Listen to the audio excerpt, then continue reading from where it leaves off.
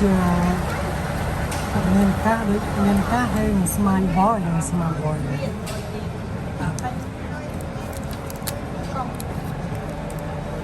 ចាប់បកចឹងខ្ញុំដល់រូបភាពវាថតមកវាស្មើកាមេរ៉ាថតរូបមួយអញ្ចឹងបាច់កែវាថតមកវាអូតូកាមេរ៉ាមួយហ្នឹងនិយាយទៅវាកែអូតូទាំងហ្នឹងយើងបាច់អេឌីតគឺថតចេញមកគឺវាកែរត់យើងច្បាស់អត់បានវាស្មើណាកាមេរ៉ានេះថតប៉ុណ្ណោះតែអារូបភាពបាននេះតែចង់ដាក់ទៅជារដូវនេះខ្មែរគេធ្វើរដូវកាលកែរូបមកចង់ធ្វើគ្រូទៅគ្រូ